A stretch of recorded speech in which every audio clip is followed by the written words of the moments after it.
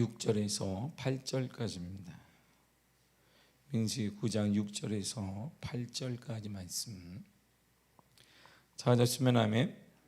다 같이 우리 한 목소리로 읽도록 하겠습니다. 시작.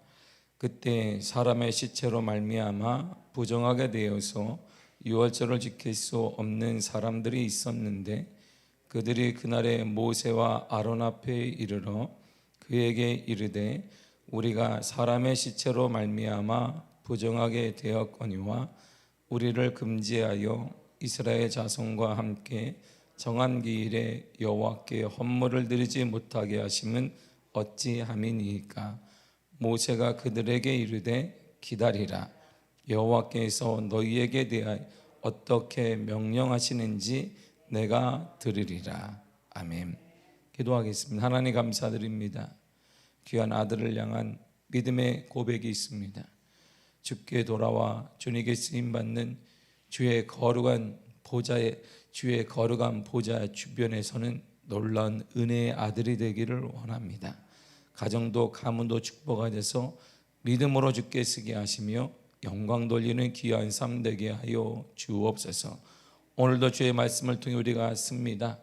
말씀이 곧 하나님이신데 하나님 만나는 놀라운 은혜 우리 가운데 허락하여 주옵소서. 예수님의 이름으로 기도했습니다. 아멘. 이 유월절은 어제에 이어서 유월절은 모든 백성, 이스라엘 백성들은 지켜야 하는 예외 없는 규정입니다. 하나님의 율법은, 하나님의 명령은 지금도 하나님의 말씀이 우리에게 명령이 있는데 이것은 예외 규정이 없습니다.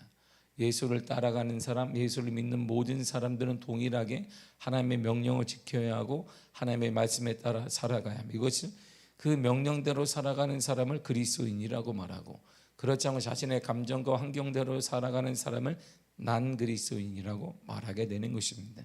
그런데 유월절을 지키지 못하는 사람들도 있었어요. 당시에도 유월절을 분명 명령했지만 유월절을 지키기를 원했지만 인위적으로 지킬 수 없는 사람들이 존재했다는 거야. 본문의 6절을 다 같이 보세요. 시작. 그때 사람의 시체로 말미암아 부정하게 되어서 유월절을 지킬 수 없는 사람들이 있었는데 그들이 그날에 모세와 아론 앞에 이르러. 아멘. 시체로 말미암아 부정하게 되어 있어요. 이거는 제사장들도 시체를, 우리가 신약에 보면, 구약의 신약에 보면 알겠지만 사마리아인이, 사마리아를 하나님이 칭찬하잖아요. 이게 쓰러져 있는데 제사장도 그냥 지나가고 다 지나가는데 그를 돌본 사람들의 칭찬을 해요. 그 이유는 제사를 드릴 때는 시체를 보면 안 되기 때문에, 죽은 사람이 구분을 안 되니까 그냥 지나쳐 버린단 말입니다. 레위기에도 분명 나와 있어요. 그러니까 시체 때문에 부정하거나 또한 긴박한 여행이 있을 거야. 이 여행이라면 놀러 가는 게 아니라 자신이 나라 일을 하거나 아니면 제사장 일을 하거나 가문의 중요한 일 때문에 다른 지방에 가서 일을 보다가 유월절을 지키지 못할 때가 있는 거야. 그런 사람들이 왜 지키지 못했냐? 그때는 돌아와야지.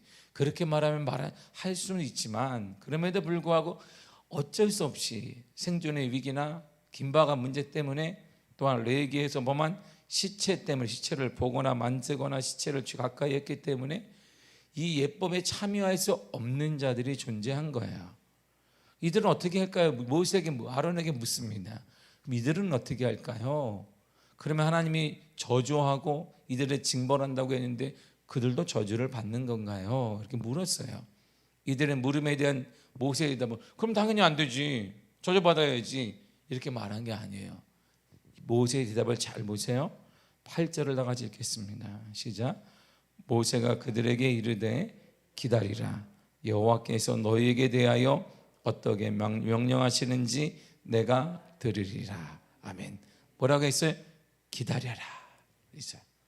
내가 아는데 그거 안 돼. 정죄하지 않았단 말이에요. 내가 아는 선에서 그거 못해? 아유 나쁜 사람, 크리스천이 아니네, 신실하지 않네, 이거밖에 못하네. 쉽게 우리가 가장 잘하는 게, 우리는 기도는 잘 못해도 정죄는 잘해요. 우리가 남들에 대해 이해는 못해도 판단은 아주 기가 막. 그리스도인들이 잘하는 게 몇 가지인데 그중에만 정죄하고 판단하고 자신의 생각에 따라 탁, 저 사람 그러네, 이런 말 잘하거든요. 근데 대지도자 모세가 그거 안 돼. 그러면 끝나는데 그가 뭐라고 하냐면 기다리라 그랬어요. 내가 들으리라. 그러니까 이 여유로움이 생기잖아요. 사람이 쉽게 판단하지 않고, 이 역으로 말하면 우리가 다른 사람을 쉽게 정죄하고 판단한다는 것은 하나님을 들을 수 없기 때문이에요. 들을 수 있는 자는 이렇게 쉽게 판단하지 않고 기다리라 이렇게 말해요. 모세는 지금 하나님의 말씀을 통해 선포한 사람이에요. 예의 없이 지키라. 모세오경을 통하여서 레위 율법을 얘기하고 유월절 개념을 얘기해서 아니면 이스라엘 백성이 아니야 끊어지게 될 것이다 이렇게 저주도 선포한 사람인데 사정을 얘기했더니 내가 얘기했잖아. 내가 신앙생활 얼마나 했는지 내가 권사야 장로야 다 알아 이렇게 말한 게 아니에요. 기다려라. 내가 들으리라. 그러니까 들을 줄 알면 마음에 여유가 생긴다는 거예요. 우리가 쉽게 남들을 판단하고 정죄하고 오늘 그리스도인이 가장 잘하는 것 정죄하고 판단하고 부정적인 말하고 남 후벼 파고 막 하는 이유는 뭐냐면 듣지 못하기 때문이에요. 하나님의 소리를 듣지 못하기 때문에 쉽게 좌절하게 되고 쉽게 절망하게 되는 거죠. 오늘 가장 큰 문제가 뭐냐? 하나님에 대한 두려움. 여호와를 경외하는 자 이렇게 말하는데 경외한다는 것은 뭘까요? 들을 수 있어야 경외가 되는 거예요. 대화가 안 되는데 어디 그분이 존재하는지도 모르는데 어떻게 우리가 경외하겠어요? 오늘의 능력이 뭐다? 들을 줄 알아야 돼요. 하나님의 소리를. 그래서 모세가 그들에게 뭐라는 기다려라. 내가 하나님 어떻게 내게 말씀하시는지 들을 것이다. 이처럼 모세는 당시 어떤 사람을 우리 정확히 알 수 있습니다. 하나님과 교통하는 사람이에요. 모세 영적인 지도자, 이런 바른 지도자, 바른 리더가 뭐냐? 하나님과 교통하는 사람이에요. 구역을 살리는 사람, 기관장, 그리고 일꾼을 세울 때 가장 중요한 게 뭐라고요? 하나님의 교통하는 사람이어야 돼. 재물이 많다, 능력이 많다, 뭐가 잘났다 이런 사람들이 아닌 거예요. 가장 중요한 키포인트가 뭐냐면 하나님과 교통하는 사람이 리더가 되어지고 하나님과 교통하는 사람이 가장이 되어지고 하나님과 교통하는 사람과 내가 함께만 있어도 내가 살아요. 반대로 말하게 되면 하나님과 교통하지 않는 사람이 리더가 되고 나와 함께 있으면 내 길이 막혀요. 우리 다음 세대도 마찬가지예요. 다음 세대를 사랑하자, 다음 세대 사랑해야 됩니다 얘기하는데 말뿐이 구호로 그치는 것은 뭐냐면 우리가 다음 세대를 막을 수 있는 거예요. 우리 때문에 다음 세대에 지금 넘어질지도 모른단 말이에요. 늘상 얘기하는 우리는 디딤돌이 돼야 돼요. 응? 올림픽 개념에서 멀리 뛰기 할 때 보면 맨 마지막으로 딱 해서 멀리 뛰어간단 말이에요. 이게 디딤돌이에요. 쑥 들어갔다가 이것 때문에 반동을 이용해서 멀리 뛰어가는 거 이게 디딤돌이거든요. 근데 반대 개념이 거친 돌이에요. 그냥 확 넘어지게 만드는 거예요. 우리가 바로 그런 사람. 디딤돌이 될 수도 있고 넘어지게 하는 거치는 돌이 될 수 있어요. 가정에서도 마찬가지예요. 우리 기관에서도 교회에서도 마찬가지입니다. 허울이 중요한 게 아니란 말이에요. 목사, 장로, 권사, 집사 이런 게 중요한 게 아니에요. 우리가 정말 필요한 것은 하나님이 쓰시는 사람, 영적인 지도자, 리더가 누구냐면 하나님의 교통하는 사람이에요. 그러니까 모세를 통해 이스라엘 200만 명의 구원을 받잖아요. 200만 명의 구원을 받고 여호수아 한 사람을 통해 가나안 정복이 이루어지고 갈렙 한 사람을 통해 유대인들이 유다 지파가 가장 좋은 땅을 얻게 된 거예요. 지금도 마찬가지입니다. 리더의 최고 덕목, 지도의 최고 덕목이 뭐냐? 하나님의 뜻을 그대로 전해주는 사람이에요. 왜곡시키는 게 아닙니다. 감정과 환경 등에 하나님 뜻을 섞여서 우리가 들으면 안 돼요. 여러분 우리는 정확한 걸 들어야 됩니다. 비빔밥이 필요한 시대가 아니에요. 오늘 우리는 비빔밥을 너무나 많이 먹었습니다. 세상과 감정이 다 섞여서 우리는 다 들었어요. 복음을 위로하는 게 아닙니다. 복음을 정확히 들으면 두 가지 반응밖에 안 들어요. 죽이고 싶거나 복음을 전하는 사람을, 아니면 회개하거나. 딱 두 가지. 초대교회를 보세요. 베드로가 나가서 죽을 것 같아서 복음을 못 전했어요. 그러다가 성령 충만을 받고 성령의 기름부음을 받고 나가서 이제 사도행 2장의 복음을 딱 전했더니 두 번째 반응이 일어났습니다. 어찌할꼬? 우리가 어찌해야 되는가? 이렇게 가슴을 쳐. 그리고 반대편에서는 부글부글 죽여야 돼. 이렇게. 사도 바울의 복음을 전할 때도 마찬가지입니다. 회개하는 무리와 그렇지 않고 사도 바울 죽이려고 하는 무리가 생기게 된 거예요. 복음은 두 가지만 요구합니다. 복음을 전하는 사람을 죽이고 싶거나 아니면 회개하거나. 영적 리더, 지도자라 하나님의 뜻, 계획을 그대로 전해주는 자여야 합니다. 때로는 현 시대와 맞지 않는 것 같기도 해요. 우리가 전하는 복이 현 시대와 맞지 않아요. 구태한 방법 같기도 하고 비이성적인 방법 같기도 합니다. 그러나 그럼에도 영적인 지도자 리더는 하나님의 뜻, 하나님의 말씀을 그대로 전해야 돼요. 그럴 때 하나님의 뜻이 이루어지는 역사가 일어나게 됩니다. 그런데 하나님이 모세가 하나님 이런 상황인데 어떻게 할 거냐, 하나님이 이렇게 말씀하신 거예요. 10절과 11절을 읽습니다. 시작. 이스라엘 자손에게 말하여 이르라. 너희나 너희 후손 중에 시체로 말미암아 부정하게 되든지 먼 여행 중에 있다 할지라도 다 여호와 앞에 마땅히 유월절을 지키며 둘째 달 14째 날 해질 때에 그것을 지켜서 어린 양의 무교병과 쓴 나물을 아울러 먹을 것이며. 아멘. 자, 원래는 유월절은 정말 초월해요. 첫째 달 지키는 거거든요. 근데 하나님이 진짜 말하자면 그래, 먼 여행 중에 지금처럼 우리가 KTX 타고 오면 되거든요. 멀리 가 거의 저기 땅끝 가다가 KTX 타고 오면 금방 와요. 뭐 두세 시간이면 와요. 동해를 가도 2시간 반이면 와요. 바다 찍고 와도 됩니다. 부산을 가도 KTX 타면 금방 올라오거든요. 근데 그 당시는 그게 아니잖아요. 자신이 의도한 대로 갔는데 바람이 싹 불면 길이 없어져요. 사막에 길이 없어져요. 그러한 시대잖아요. 그러니까 자신이 의도하지 않았지만 유월절을 지킬 수 없을 상황이 돼요. 이때 하나님은 이렇게 말합니다. 첫째, 이스라엘 사람의 그럼에도 불구하고 마땅히 유월절을 지키라. 둘째, 그러나 시체 때문에 또한 먼 여행길을 돌아오지 못할 때에는 다음 달에, 이런 말이에요. 그런 사람들을 모아, 그리고 둘째 달, 다음 달 14째 날에 유월절을 지키게 해라. 예외 규정을 두었습니다. 이 예외 규정은 율법에는 없습니다. 하나님의 명령에는 예외 규정이 없어요. 이 말이 뭐냐면 하나님의 말씀은 2022년도에 살기 때문에, 코로나 시기 때문에 멈춰라 이런 말이 없는 거예요. 예배를 드릴 때에는 코로나 시기 때에는 쉬고, 오미크론이 오니까 더 쉬고, 또 다른 무슨 바이러스가 일어날지 모르니까 잠잠하고, 이런 말이 없습니다. 그냥 코로나든 오미크론이든 그 어떤 것이든 상관없이 우리가 예배를 드리라. 똑같아요. 예배 규정이 없는데 하나님이 예배 규정을 두었습니다.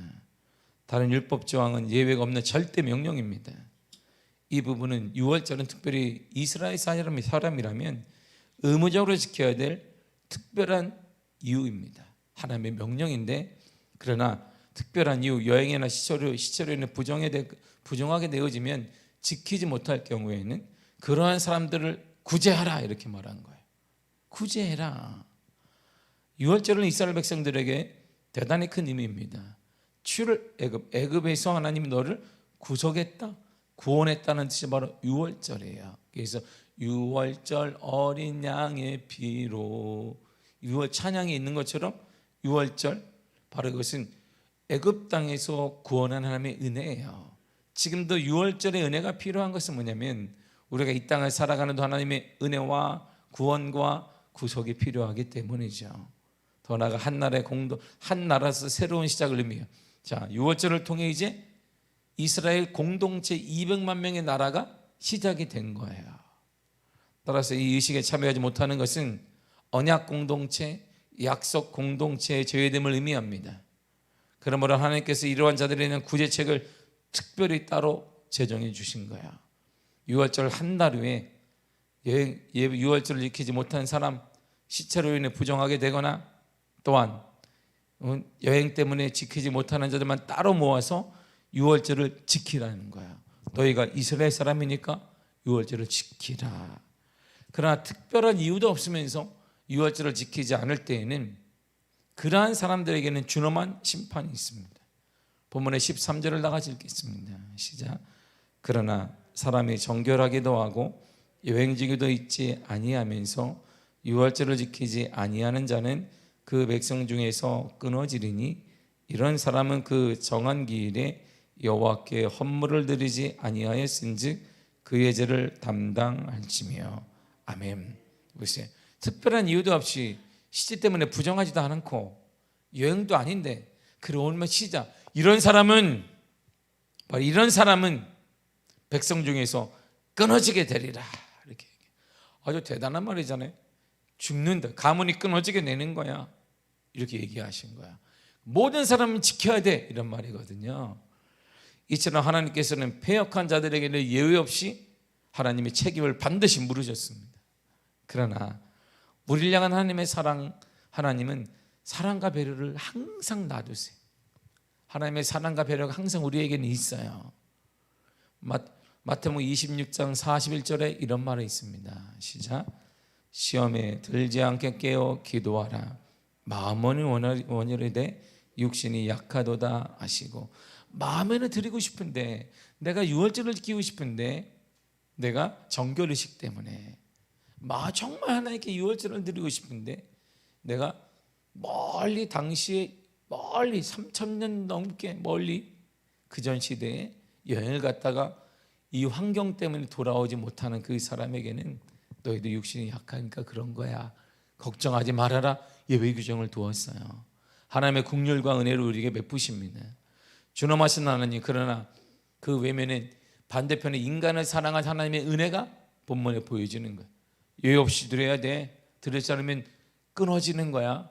죽게 된단다. 그러니까 이 신앙이라는 것은 잘 살고 못 사는 문제가 아니에요. 이 신앙의 문제는 죽고 사는 문제와 똑같습니다. 그래서 우리가 어제 보았듯이 사무엘상 2장 6절 7절을 보게 되면 여호와는 살리기도 하시고 죽이기도 하시고, 여호와는 살리기도 하시고 죽이기도 하신다 그랬어요. 하나님은 그런 분이에요. 이렇게 하나님의 명령에 따라 내 생명뿐만 아니라 우리 가정과 가문도, 내가 일하는 터전도 살리기도 하고, 그건 환경에 따라 살린다는 게 아니에요. 하나님이에요. 하나님이 살리기도 하고 죽이기도 하시고 낮추기도 하시고 높이기도 하시는도다. 이렇게 말씀하고 있습니다.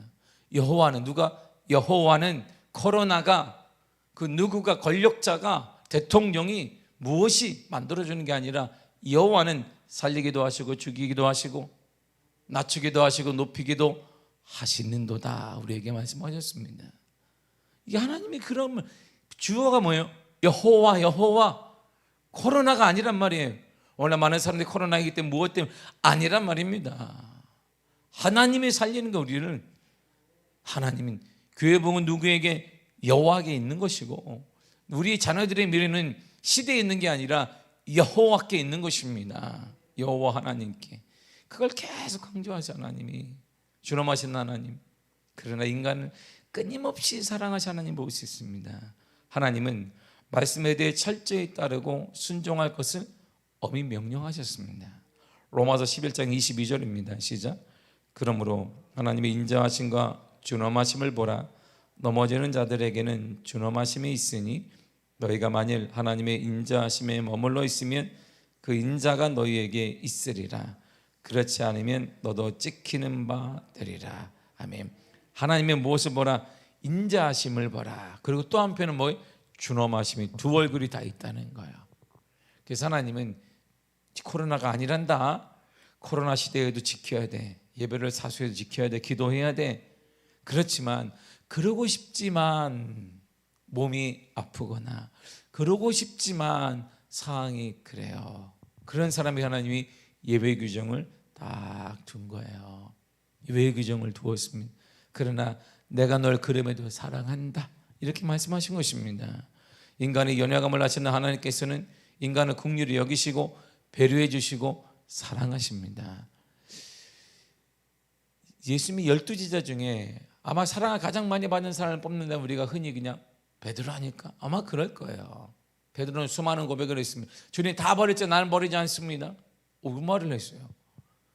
이게 베드로의 이 말은 충격, 11사람이 볼 때는 충격이에요. 왜? 우린 다 버리는 거구나. 저 말하는 거 봐라.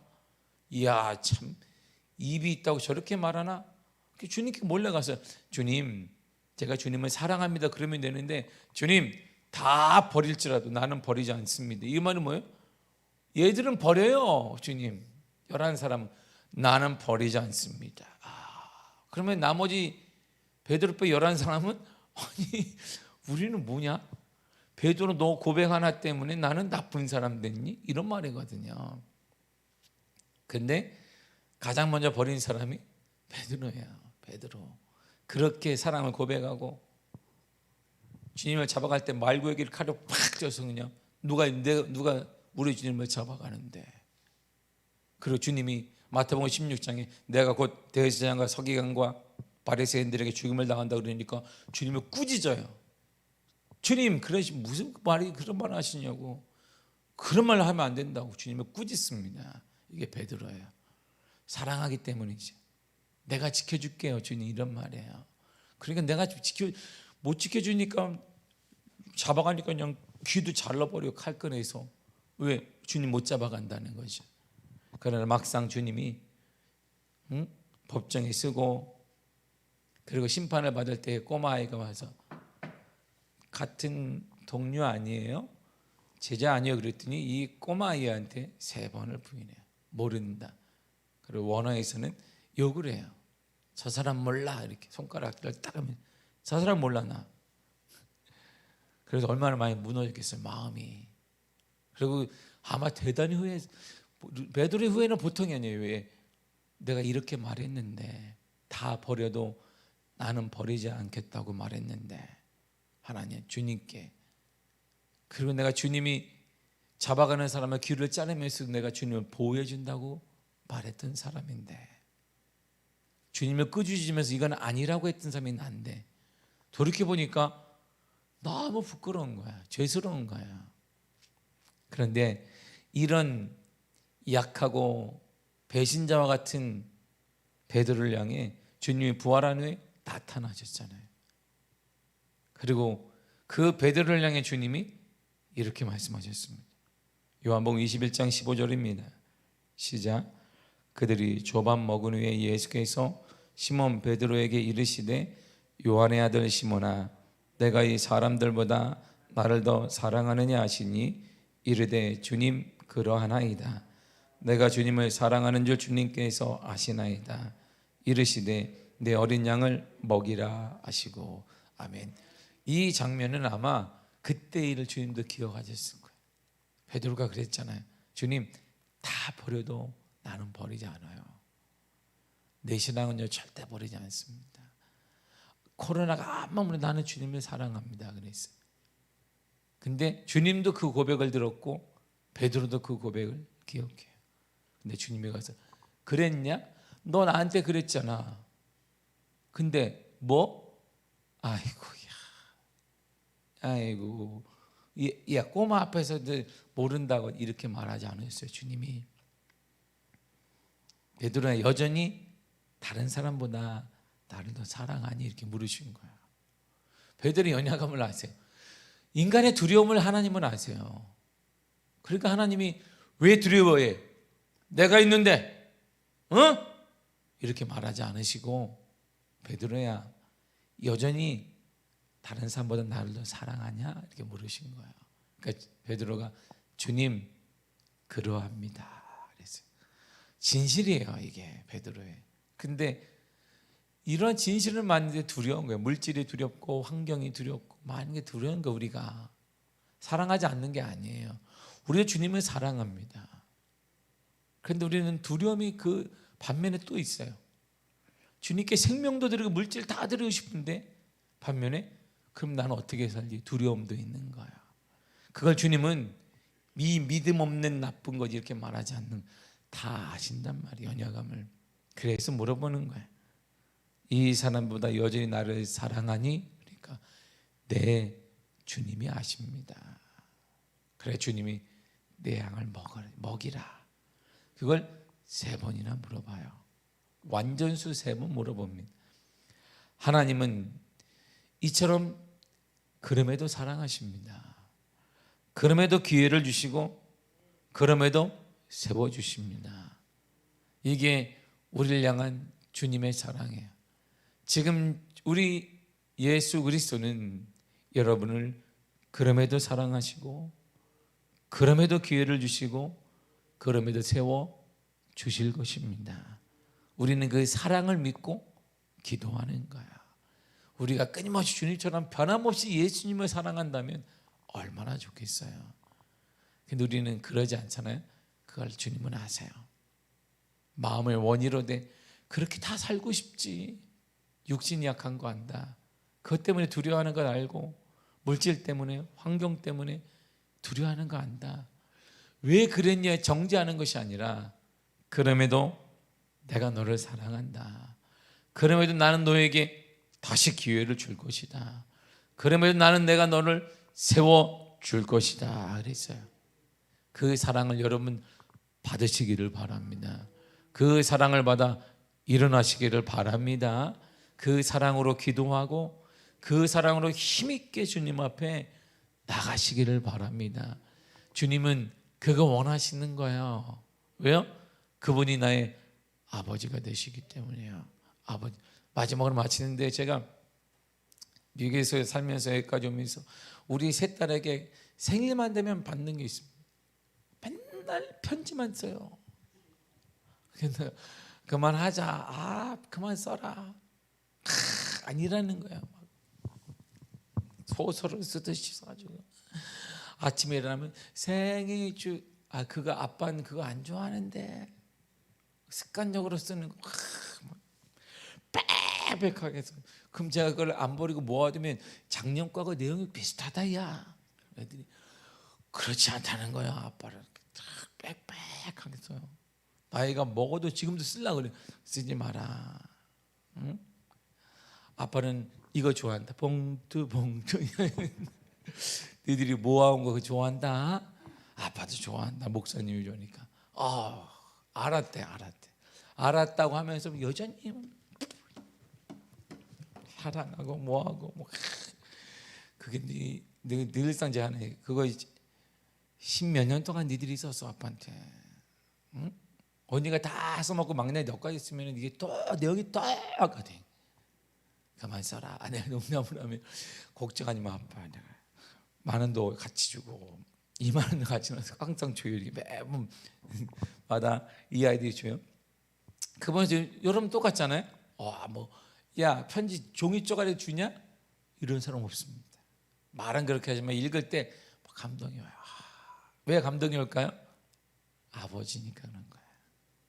다른 사람이 나에게 지나가는 내가 아저씨 자 그러면 그래 그랬을 건데 내 아이가 쓰면 작년과 똑같은 내용이 3년 전하고 또 똑같아. 그런데도 감동이 오죠. 왜일까요? 아버지이기 때문이에요. 하나님 우리가 그런 거예요.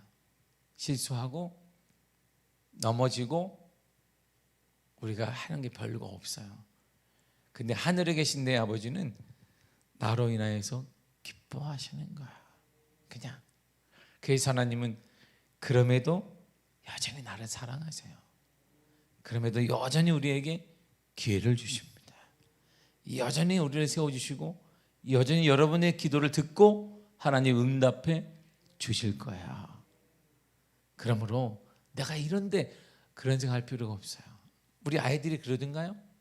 우리 작은 꼬마 아이들이 집에 가면 어릴 때 생각해 보세요.